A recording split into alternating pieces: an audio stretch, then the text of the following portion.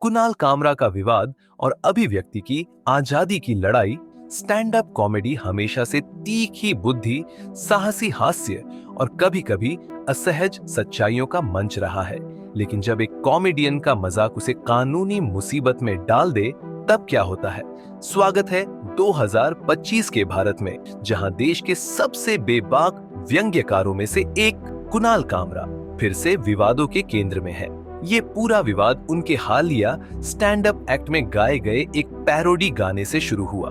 भले ही उन्होंने किसी का नाम सीधे तौर पर नहीं लिया, लेकिन इस गाने में महाराष्ट्र के डिप्टी सीएम एकनाथ शिंदे को गद्दार कहे जाने की बात मानी जा रही है। कुछ ही घंटों में इसका विरोध शुरू हो गया। शिंदे गुट के समर्थकों में आक्रोश फैल गया। जगह जगह विरोध प्रदर्शन हुए, पुलिस में शिकायत दर्ज हुई और कामरा पर मानहानि का आरोप लगा। जिस हैबिटेट कॉमेडी क्लब में उन्होंने प्रदर्शन किया था, वहां तोड़फोड़ कर दी गई। इसके जवाब में कामरा ने वही किया जिसमें वह माहिर है। उन्होंने व्यंग्य से पलटवार किया। उन्होंने एक step by step guide post की, जिसमें बताया गया कि कैसे भारत में लोकतांत्रिक रूप से कलाकारों को चुप कराया जाता है। और बस विवाद और भड़क उठा। मुंबई पुलिस ने फौरन जांच शुरू कर दी और कामरा को 3 बार पूछताछ के लिए बुलाया। जब वह नहीं पहुंचे तो पुलिस उनके घर तक जा पहुंची। हालांकि मद्रास हाई कोर्ट ने उन्हें अस्थायी राहत देते हुए गिरफ्तारी से सुरक्षा प्रदान की।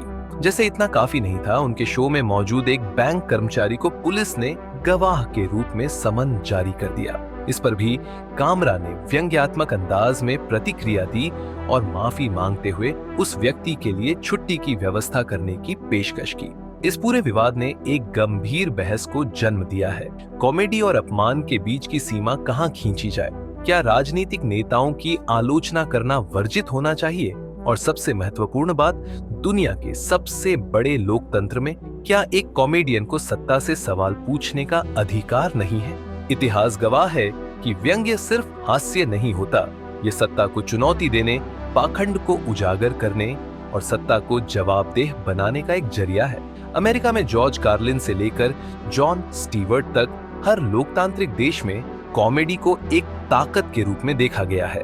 लेकिन भारत में क्या अभिव्यक्ति की आजादी सिर्फ सत्ता में बैठे लोगों तक ही सीमित रह गई है? भारतीय संविधान का अनुच्छेद 19 हमें अभिव्यक्ति की स्वतंत्रता देता है, लेकिन क्या यह सच में सभी के लिए समान रूप से लागू होता है?